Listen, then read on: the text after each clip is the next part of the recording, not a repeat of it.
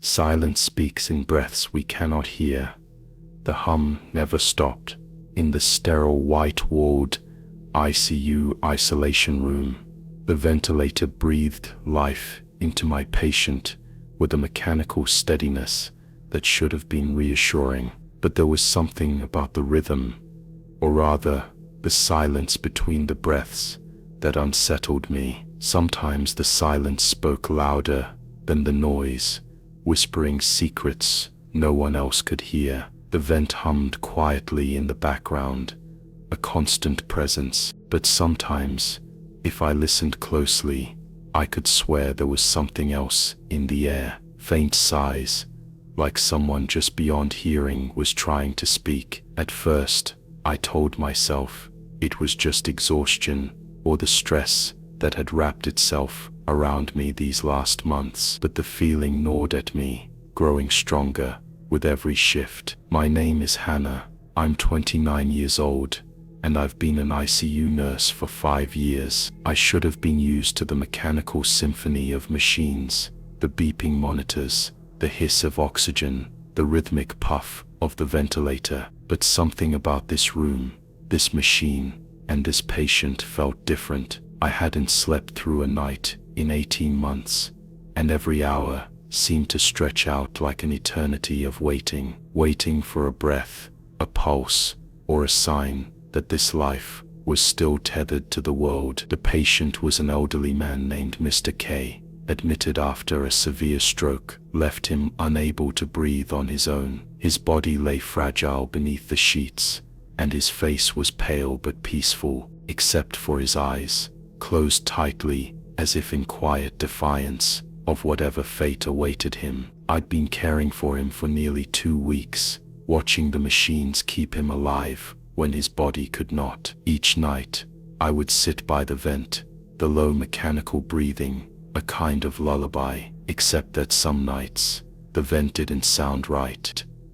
There was a subtle distortion, a soft whisper riding the hum, barely audible but unmistakable. I tried to tell my colleagues, "It's just your imagination," they said. "You're too tired." But I knew what I heard. One night, as the ward slipped into the quiet darkness, I stayed later than usual, unable to tear myself away. The other nurses had long left, and the fluorescent lights hummed faintly overhead. The steady beat of the ventilator filled the space, but between each breath came a soft, almost mournful whisper. I leaned closer to the machine, the cold plastic tubes coiled like serpents beside me. The whispers grew clearer, like the vent was speaking in a language of sorrow. My heart hammered. I reached out and touched the machine, and suddenly the whispers stopped. The silence returned, thick and heavy. I closed my eyes, willing myself to breathe,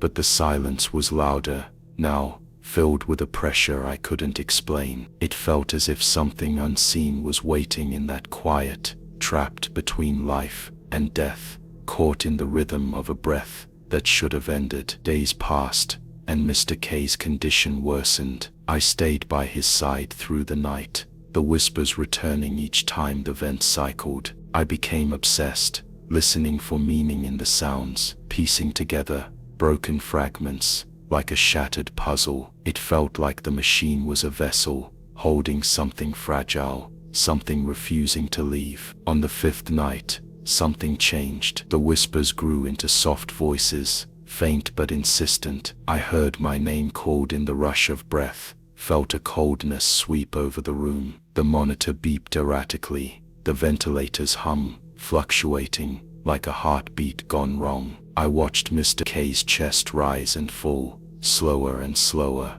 until it stopped completely. The room was frozen in time. I reached for the machine to check the settings, but the whispers turned into a desperate cry, a sound no machine should make. I backed away, shaking, overwhelmed by grief and a fear I couldn't name. I realized the vent had been holding his soul, caught in the endless loop between breaths, and now it was trying to let go. I sat down, tears streaming, clutching my ID badge, as if it could anchor me. I wanted to believe it was just my mind unraveling, but the room felt heavier, filled with a sorrow that pressed down on my chest. The whispering vent was not a machine anymore. It was a liminal place where life and death tangled, and I was trapped in the middle. The next morning, the maintenance team replaced the ventilator. The new machine breathed with cold efficiency, silent and unfeeling, but the room felt hollow, empty, without the hum and the whispers. I knew what I had lost, not just a patient, but a presence lingering in the silence. I quit the ICU soon after, unable to face the emptiness in those rooms, or the machines that held more than air. But sometimes, late at night, when the world is still and the silence feels thick, I swear I hear that whisper again, a breath carried on a wind no one else can hear. Sometimes, silence is not empty. It is full of whispers, stories that refuse to die, breaths that never leave. Sometimes the silence between breaths is louder than the noise. Some beds hold more than the weight of a body. The overflow bed in room 312 was never meant to be more than a last resort. A folding cot shoved into the corner of the overcrowded ward. It sat there, half forgotten, wedged between the emergency trolley and a stack of dusty charts. But in those silent hours of the night, when the ward thinned out and the hum of fluorescent lights blurred into the shadows, that bed felt like something else entirely, like it was waiting, watching. I tried not to think about it too much. We had no choice. The hospital was bursting at the seams, especially during flu season, and room 312 was one of the few spots left for the overflow patients, those with no other place to go. Mostly, it held the sick and the dying, but sometimes it felt as if the bed carried a weight that no human body should bear. My name is Simon. I'm 34 years old, and I worked as a night nurse in this hospital for nearly 3 years. At the start, I thought I could handle anything. The machines, the cries, the unbearable quiet after the last visitor leaves. But that bed changed everything. I was exhausted, stretched thin by endless shifts and haunting memories. Still, it was the nights alone in room 312 that frayed me most.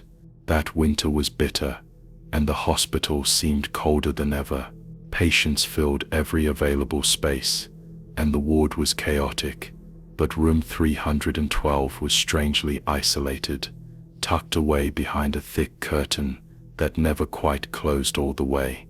Sometimes, I caught a glimpse of the bed, its thin mattress stained and creased, looking almost too fragile to hold a patient, yet it did, again and again.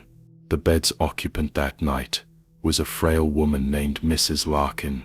She was admitted late, coughing and pale, her eyes wide with fear. I placed her carefully on the overflow bed, adjusting the thin blanket. Her hands trembled as she clutched the sides. The usual smells of antiseptic and sickness filled the room, but there was something else, an almost imperceptible scent, like cold earth and something far older, lurking beneath. As I checked her vitals, the ward grew quieter. The usual chorus of beeping machines and whispered conversations faded into a muted stillness, like the world had folded in on itself. That's when I noticed it. The bed groaned, not a mechanical sound, but a low resonant creak, like wood settling after a storm. But the overflow bed was metal. It shouldn't have made noise.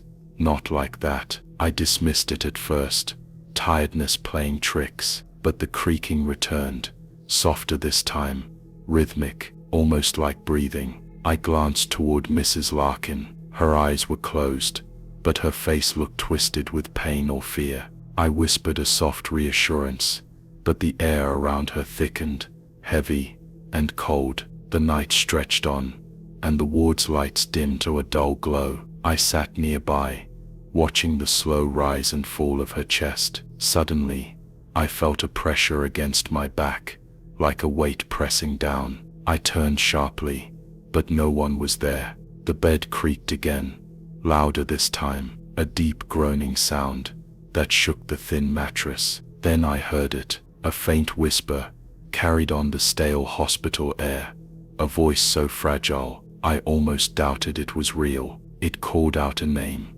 mine, Simon. The sound wrapped around me like a chill, winding its way into my bones. I shook my head and tried to focus on the monitors. Mrs. Larkin's heart rate fluctuated erratically, and the oxygen levels dipped. I moved to adjust her mask, but the bed shifted violently under her weight, as if something unseen pressed up from beneath. Fear crept in, like a slow poison. I glanced around the ward, but the other nurses were busy elsewhere, unaware. I was alone with the bed, the overflow bed that seemed to breathe with a life of its own, a bed that held more than just a patient. Hours passed, and the whispers grew louder.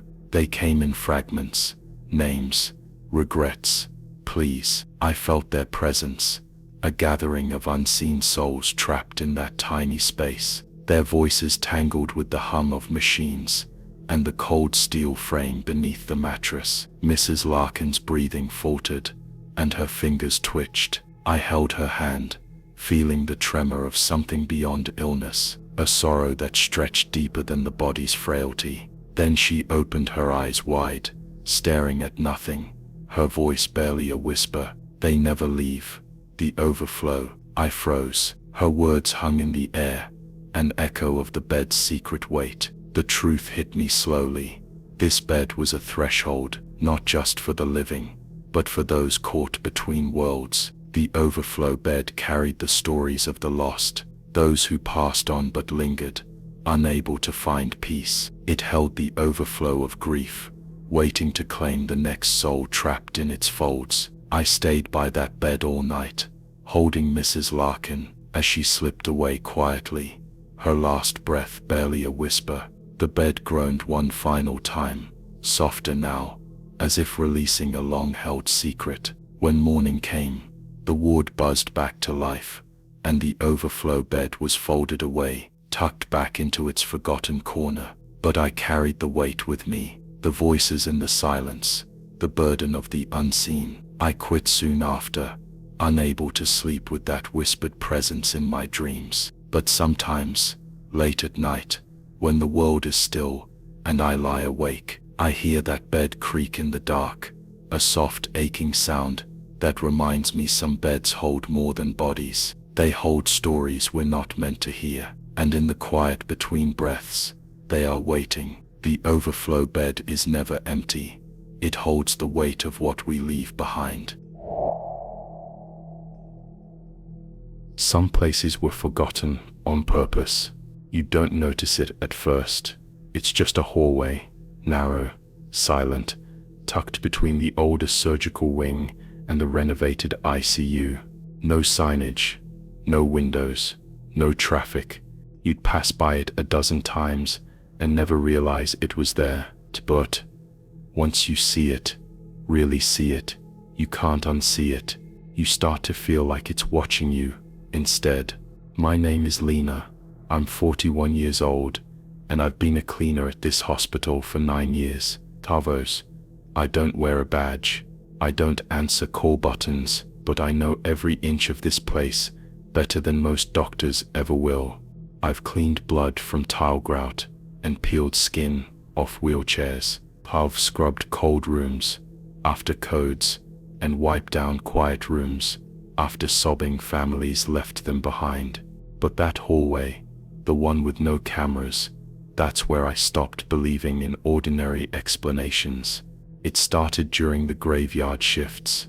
That's when the halls become something else entirely. The world narrows to echoing footsteps, distant beeps, and the low hum of lights, too tired to flicker anymore. The main security feed is visible from the janitor's nook in sublevel B, where I clock in.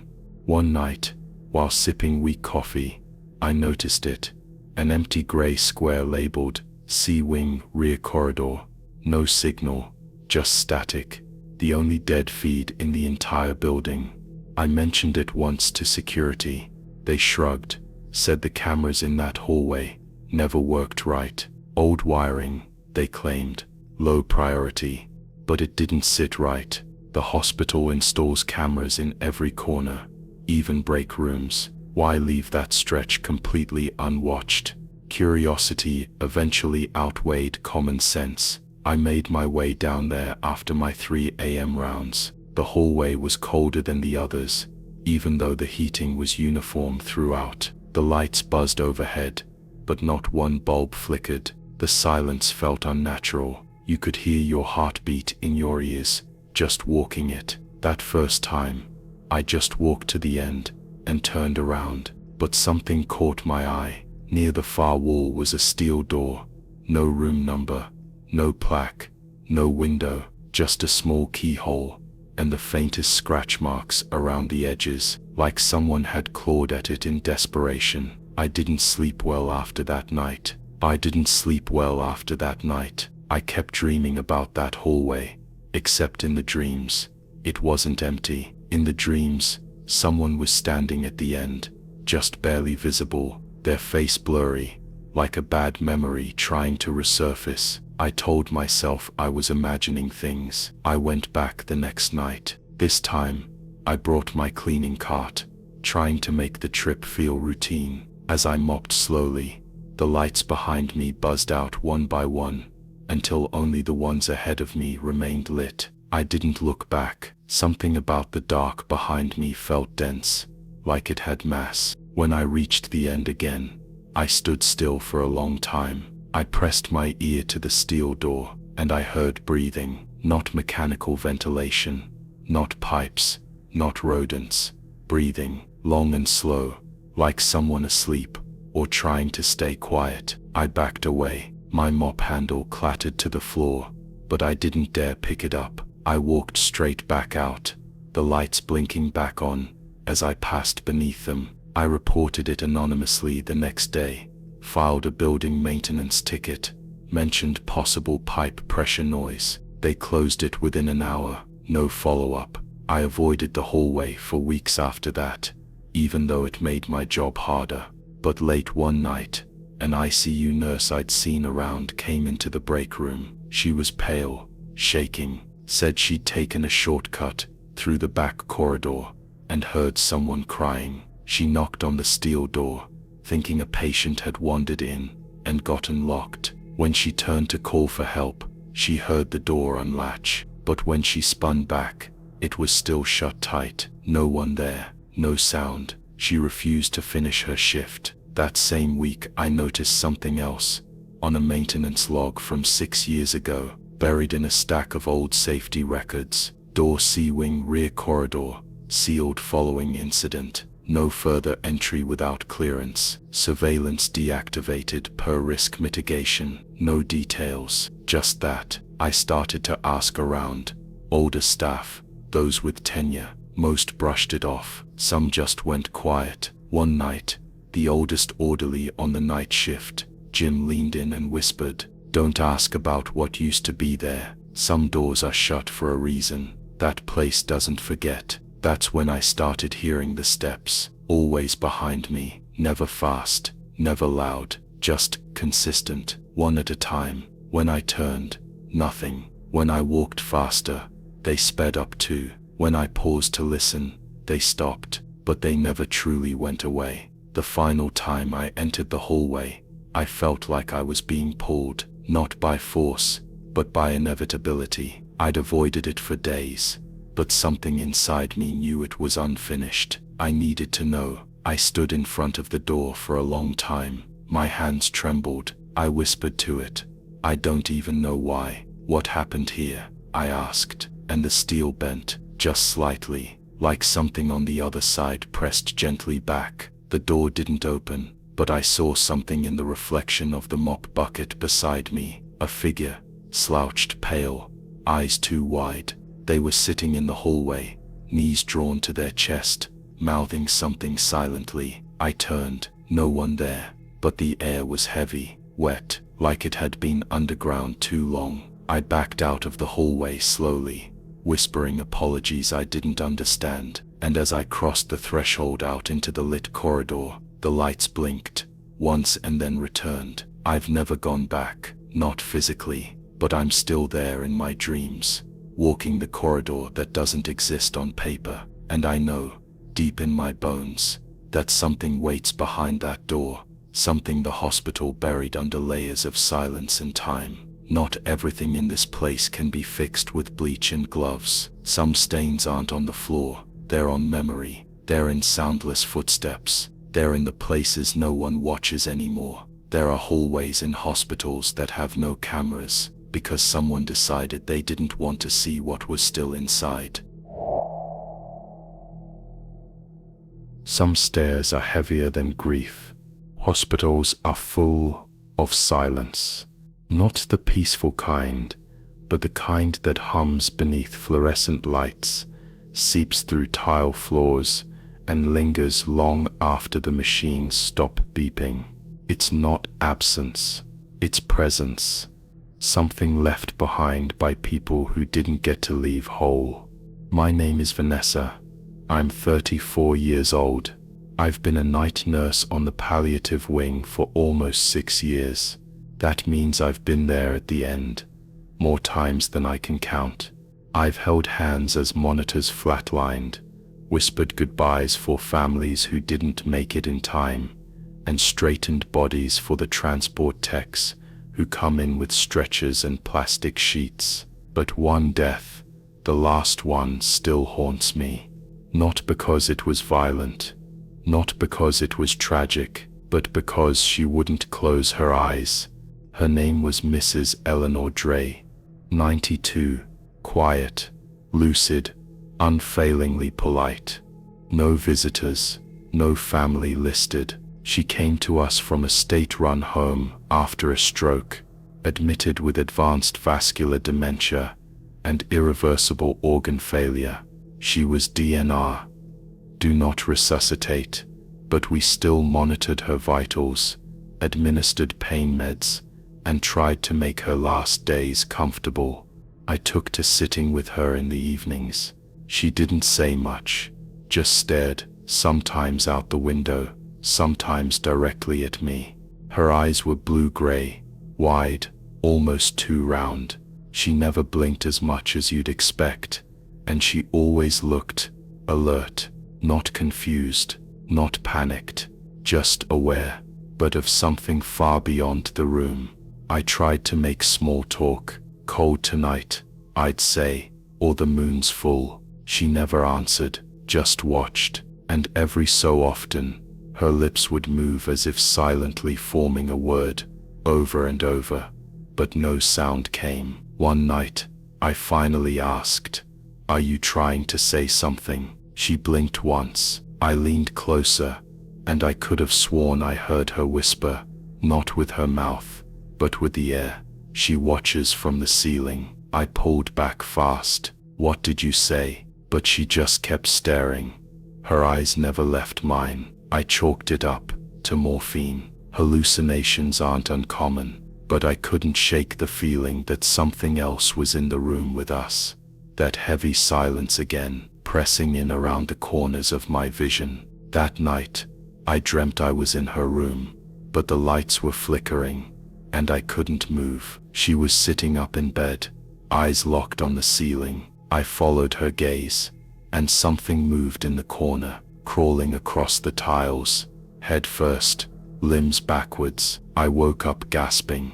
When I returned for my next shift, Eleanor's vitals were fading. The attending said she had hours, maybe less. I offered to sit with her again. The room was unusually cold. Her chart said the thermostat was at 72, but I could see my breath. Her eyes were open, wider than I'd ever seen them. Her hands clutched the blanket, like she was bracing herself. I pulled a chair close and whispered, "It's okay, you're safe." She didn't blink, not once in 2 hours. Then she stopped breathing. The monitor went flatline. I pressed the code end call, and the attending signed off the time of death. I moved to close her eyes. It's a small act of dignity we try to offer. I placed my fingers gently on her eyelids, and pressed down. They stayed open. I tried again, more firmly. Still open. Something panic maybe tightened in my chest. Her pupils had dilated, but not fully. Her gaze seemed fixed, not just open, but looking, as if she was still watching something beyond me. Over my shoulder, just above the door frame. I turned. Nothing there. I called in another nurse, Justine, to assist with post-mortem care. When she walked in, she paused. She's staring right at me. I tried to close them.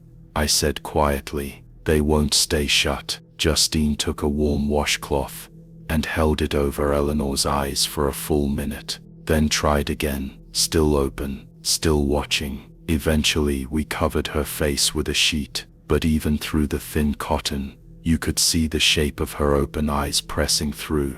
That night, every reflective surface in the break room, window, microwave, metal coffee pot, seemed to catch movement that wasn't there. A shape, slight and high on the walls, skittering just out of sight. Over the next week, 4 different nurses refused to take room 9. 2 claimed the call light kept going off, even though the room was empty and the system had been deactivated. 1 swore she saw someone standing behind her in the window reflection, a tall woman with no face, just smooth skin where eyes and a mouth should be. They reassigned the room, but it didn't matter, because the eyes didn't leave with the body. They stayed. I started seeing them in my dreams.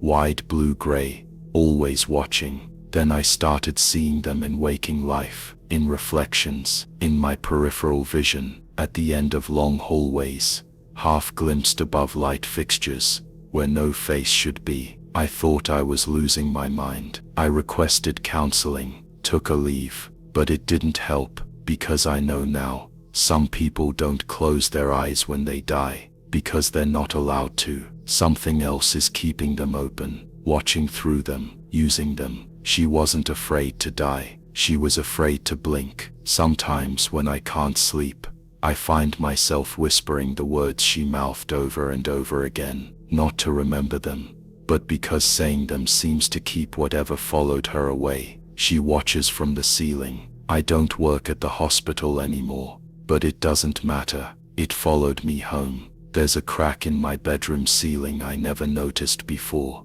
It's small, harmless, but sometimes I wake up to find it wet, or shifting, or slightly wider, and once, just once, I saw a shape crawl across it, backwards, limbs first, head last. I blinked, and it was gone, but I know better than to close my eyes now. I sleep with them open, like her.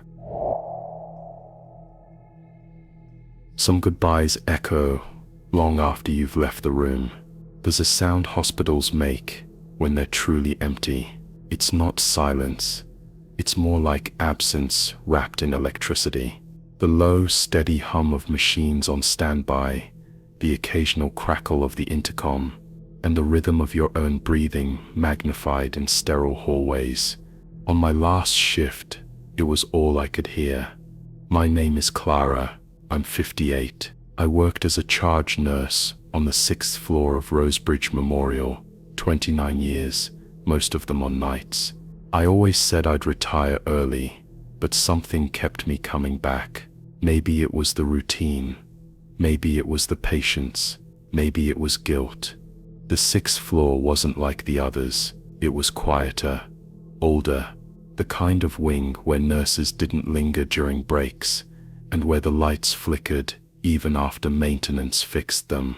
It had been closed for renovations twice, but it never quite changed. When I gave my notice, they asked me to take one last graveyard shift, short-staffed, as usual. I said yes, out of habit, more than anything else. It was supposed to be easy. Half the rooms were empty, the rest held sleeping patients. My job was mostly checks, charts, and quiet.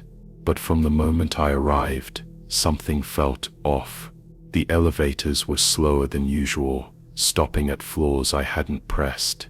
The 6th floor hall smelled faintly of bleach, and something older, like dust mixed with mold, the scent of old paper soaked in water. The nurse's station computer kept freezing. I laughed it off, called it typical Rosebridge, and got to work. At 2 or 3 a.m., room 612's call light blinked on. That was odd. The room had been empty for 3 weeks. Last patient, a woman named Ruthie Harrow, had passed during a particularly stormy night. Heart failure, peaceful, no family. She'd been a favorite of mine, always humming lullabies under her breath. I checked the system. Possible system error, it read. Still, protocol said I had to look. Room 612 was dark, but the bed was neatly made. No equipment hooked up. The monitor was off. The window was cracked, though I hadn't opened it. Curtains stirred slightly in the breeze. I stepped inside. "Hello," I whispered, feeling ridiculous. No answer. Then came the hum. Soft, low, like someone humming a lullaby. My blood turned to ice. I flicked on the light. No one was there. The call light shut off. I stood frozen for what felt like forever, then backed out and shut the door. I returned to the station, logged the incident as a false alarm. Large C. So's of false alarm. I wanted to shake it off, but my hands were trembling. At 2:41 a.m., the hallway lights dimmed for exactly 7 seconds. When they came back, the old wall clock at the end of the hall had stopped, frozen at 2 or 3. The same minute, room 612 lit up. I made myself tea in the break room and tried to breathe. Told myself I was tired, emotional. It was my last shift. The brain plays tricks when it knows things are ending. That's when I saw the chart, an old clipboard, sitting right where I'd been working, even though I hadn't placed it there. The top page was blank, except for one sentence, written in blocky, trembling handwriting.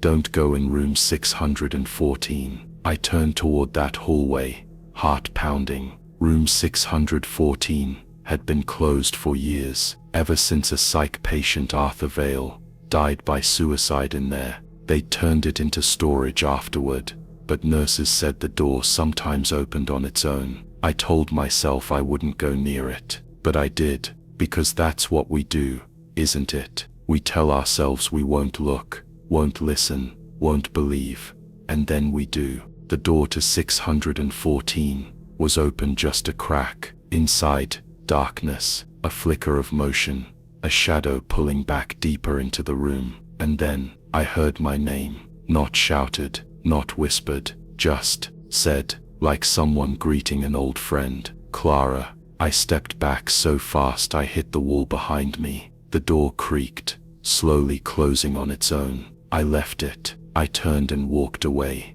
back to the station, heart racing, ears ringing. At 3:33 a.m., all the monitors on the wing blinked black for exactly 5 seconds. When they came back, the screen at the nurse's station displayed one line: "You never left." I stood there, unsure if I was awake anymore. Then the humming started again. Every room, every hallway, layered, like a chorus of lullabies, sung by people no longer breathing. I walked the halls with a flashlight, each room colder than the last. In 606, I saw movement under a sheet. In 608, the rocking chair swayed slowly back and forth, even though the windows were shut. By 4 a.m., I was no longer pretending this was in my head. Something wanted to be seen, or remembered, or never forgotten. I returned to room 612. The bed was no longer empty. A woman lay there, eyes open, staring at the ceiling. It was Ruthie. Her lips moved. I stepped close. She wasn't breathing, but her mouth was forming a word, again and again. "Stay." Her fingers moved once, then curled inward, rigid. The lights flickered. I ran, not far, just back to the station. I grabbed my bag, left my badge behind. I didn't clock out. When I reached the elevator, it didn't come. I took the stairs, 5 floors down, but when I reached the first floor, the door at the bottom wouldn't open. Through the glass, I saw the 6th floor hallway again, like I'd never left. like I'd only gone in a circle. I started to cry. I whispered, "Let me go." And behind me, the chorus of voices whispered back, "You already did." At dawn, I woke in my car, in the hospital parking lot. No memory of getting there. My bag was on the seat beside me. I never went back. I never told anyone. But sometimes late at night, I wake to the sound of soft humming. And once, I found a hospital bracelet in my bathroom drawer. My name was on it. The date, the day after my final shift.